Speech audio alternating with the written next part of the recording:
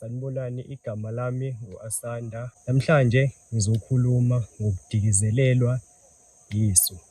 Utholukuthi uzwa ihlo lakho liyanyakaza nje noma ngathi liya-vibrate, kodwa awazi ukuthi kubangwa yini. So namhlanje ngizokuchazela ukuthi kubangwa yini.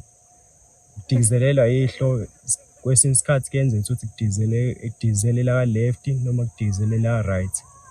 Ukuthi lona kuyiliphi ekudikizelayo kune-reason yakhona noma kunokuthile okushoyo. Uma ngabe kudikizelela ka-left, kusho ukuthi i-problem noma inkinga obhekene nayo ingasesayidini lakomalume wakho, and if kudikizela elanga-right, kusho ukuthi i-problem ezikhoza ukuthi kudikizele ihlo lakho iqhamuka ngasekhaya lokuba kwakho. Usually kubangwa yini ukudikizelelwa ihlo? Ukudikizelelwa ihlo kukhoza ukuthi wena noma abantu bakini kunezinto abangayinakile. Njengoba bengayinakile nje lezo zinto, kunento embi engase yenzeke.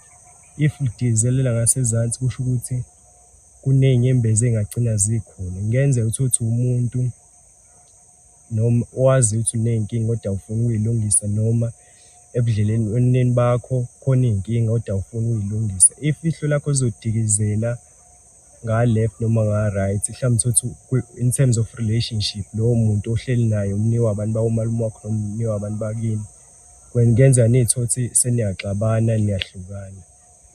Ukudikizela kwalihlo nje in short, kusho ukuthi kunenkinga okungenzeka ubhekane nayo. Kungenzeka kugcine kukhona isililo kini, kube khona oshonayo, ogulayo, noma kwawena ulimale ngoba isikhathi esiningi wena usuke unganaki izinto zakho spiritual. Abantu bakini basuke bezama ukukhombisa ukuthi i-spirit sakho siphansi, futhi ngaba amakhozi okuwukuthi kunemithi emimbi ogadlwa ngayo. So izinto ey'ningi awukwazi ukuy'bona, uy'landelele, uzenze ngendlela okuyiyona yona. So ividiyo namhlanje bengikhuluma ngakho lokho, isihloko esithinta ukudikizelelwa yiso, ngoba ngike ngabona ukuthi abantu benza i-research eningi kakhulu ukuthi kubangwa yini ukudikizelelwa yihlo. Abanye baye bethi-ke uma udikizelelwa yihlo kusuke kukhona umuntu ozokubona.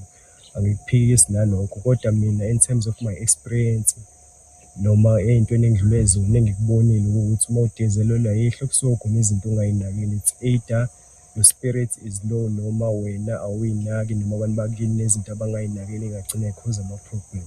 So today's video was about ukudikizelelwa yihlo. Asihlangane nevidiyo elandelayo. Igama lami ngu-Asanda.